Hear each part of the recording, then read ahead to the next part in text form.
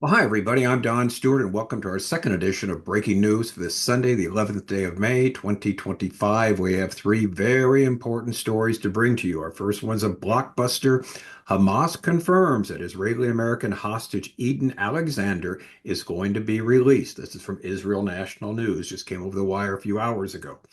Also, U.S. talks progressing, though nuclear program non-negotiable, says Iran's foreign minister. This is from the Jerusalem Post, and this is a real head scratcher. We'll talk about that. Then Pope Leo XIV appeals to world powers for no more war in his first Sunday appearance. This is also from the Jerusalem Post. All right, let's get to the top story. Hamas confirms Israeli-American hostage Edan Alexander is to be released. The family of Alexander was notified by U.S. Middle East envoy Steve Witkoff that Hamas will release him from captivity. Trump confirms on Truth Social that this step was taken in good faith towards the United States. Hamas has confirmed they will release the hostage, according to the terror organization. The gesture is part of the efforts to reach a ceasefire.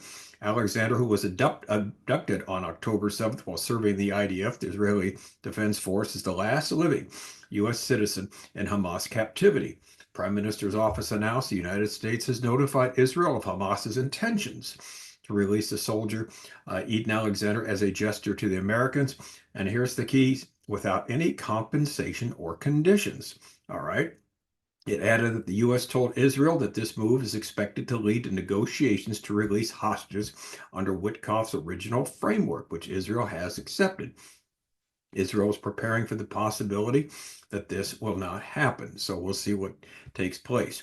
Per Israel's policy, negotiations will be held under fire until the full dedication to reaching all of the goals of the war, said the Prime Minister's office. Senior Hamas officials told Al-Sharq Al-Aswat newspaper that Hamas will release Alexander on Monday at 12 o'clock p.m., but that has not yet been confirmed by an official source. Now, a senior Hamas official they always speak on the condition anonymity, don't they? Told the Associated Press that his release and that about his release and was advised it's a gift to President Trump. Now, this is interesting. And in return, he will give back a better one. Now, what that means, we don't know. Is there some type of quid pro quo here? Again, we don't know. We will wait and see. U.S. President Donald Trump confirmed in a post on his Truth Social platform late on Sunday night that Alexander will be released by Hamas. Said, I'm happy to announce that Edan Alexander, an American citizen who has been held hostage since October 2023, is coming home to his family. I'm grateful to all those involved in making this monumental news happen. This is a step taken in good faith towards the United States and the efforts of the mediators, Qatar and Egypt, to put an end to this very brutal war and return all living hostages and remains to their loved ones. Hopefully, this is the first of those final steps necessary to end this brutal conflict. I look very forward to that day of celebration, he wrote.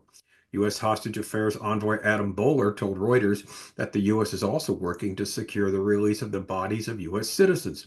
Omer Nutra, Itai Chen, Judy Weinstein Haggai, and Gad Haggai.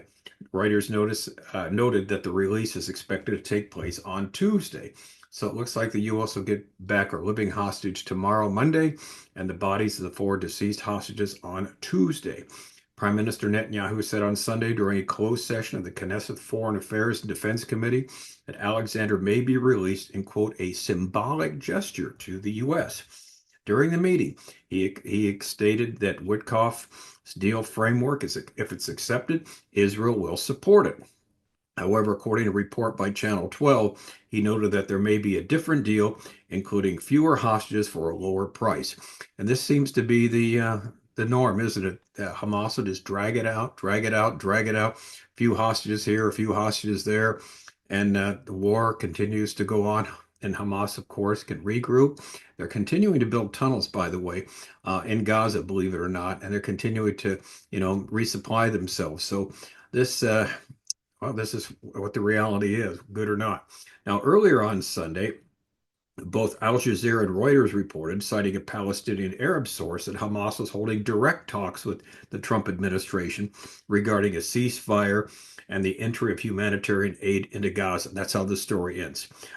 Direct talks with Donald Trump regarding a ceasefire.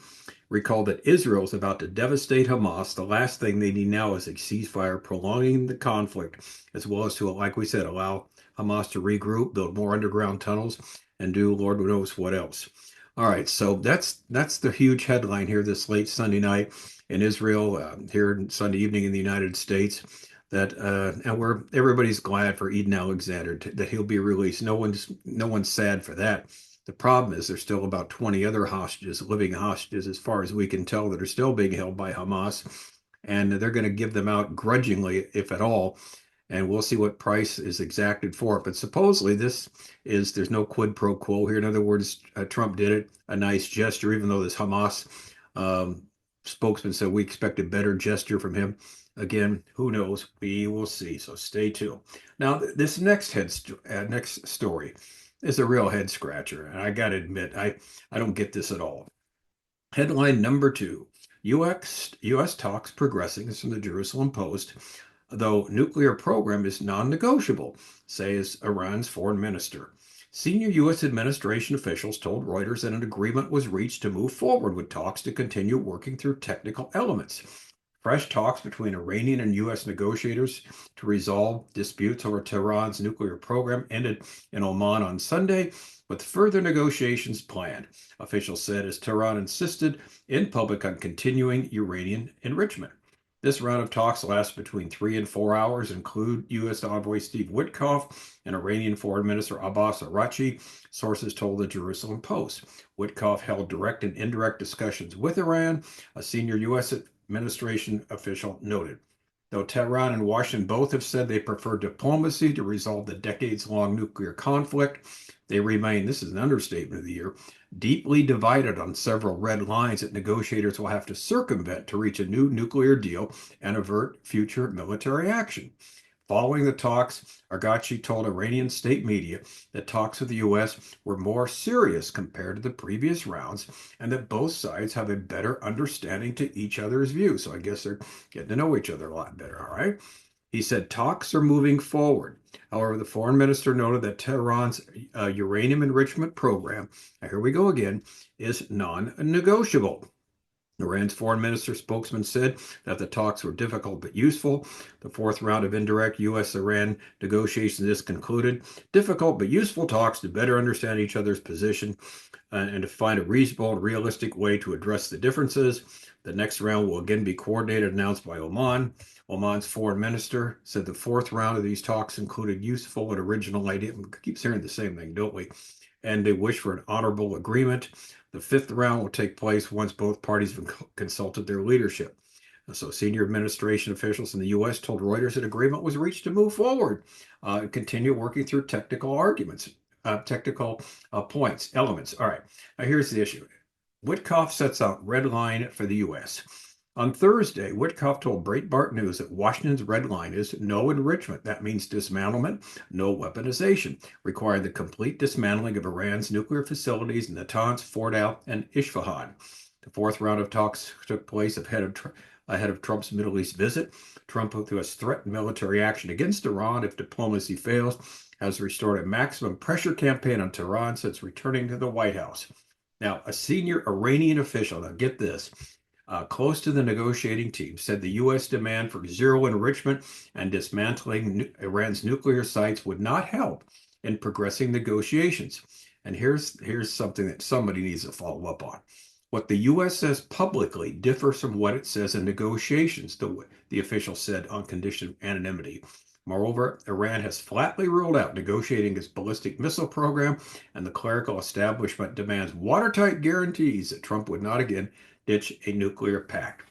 Now, the comments are sort of the same questions I ask. Here's one commentator to the article from the Jerusalem Post. Can someone explain to me, if there is a deadlock here?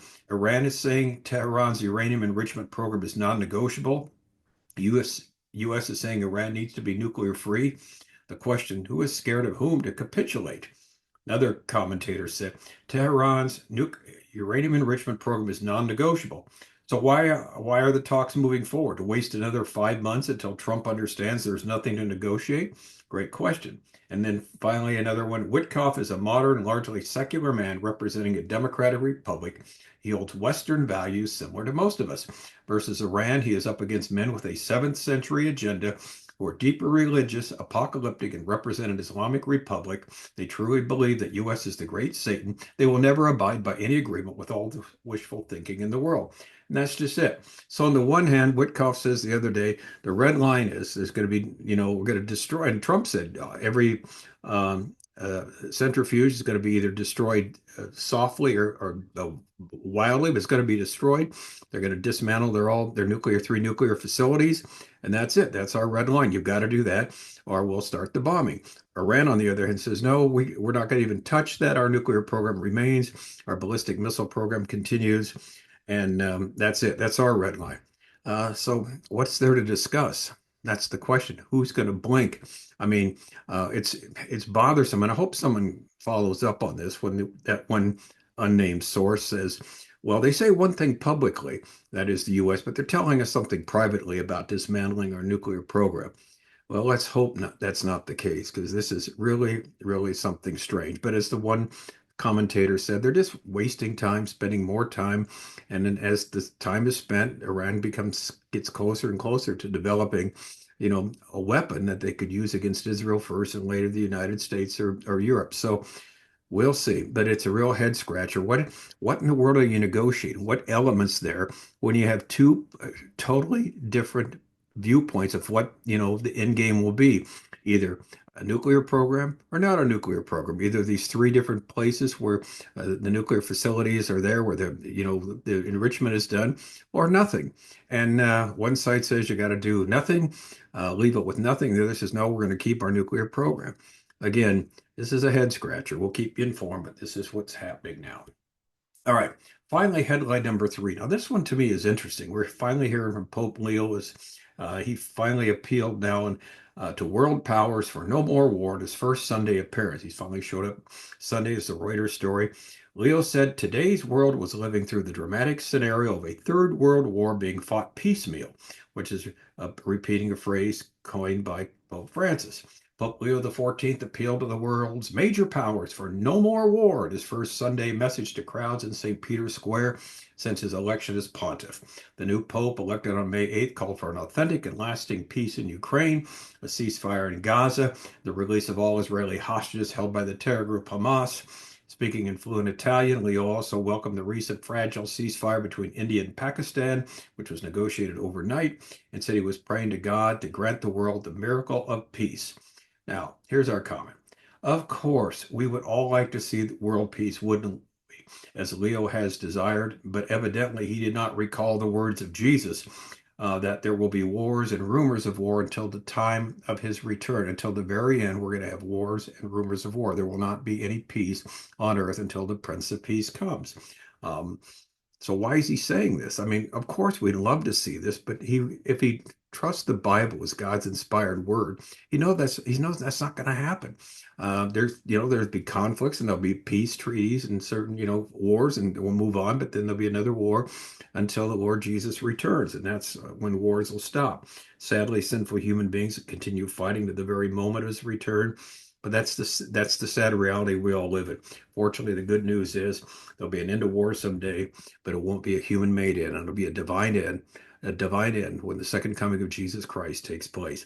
But calling for an end of war when you're supposed to be speaking the voice of Christ on earth, Lord Jesus already said wars are going to continue on. They're not going to stop. We'd love to see them stop, but humans will still keep on fighting, keep on fighting. Anyway, that's the news for today. So tomorrow, the new week begins with Trump supposed to make a major announcement. Again, going to Saudi Arabia soon. Who knows what's going to happen here? A lot of people, again, in Israel are very, very upset by Trump doing a one-on-one, just a direct, shall we say, negotiation with whoever he did through Qatar and Egypt to get the American hostage release. And they're happy that the Americans release American Israeli, but still It's the Israeli hostages that are still being held, and who's running the show. But also, too, the idea that Trump will somehow call for some type of long-term ceasefire. That's not his call to make in any way, shape, or form. So we'll see how all this pans out. We don't know. Again, we've had rumors left and right. Is he going to do this? Is he going to do that? Is he abandoning Israel? Is he going to be pro-Israel? What's going on? We're going to just have to wait and see. So that's what we do every day. I'm Don Stewart. Thanks again for watching. Until next time, as always, may the Lord richly, richly bless.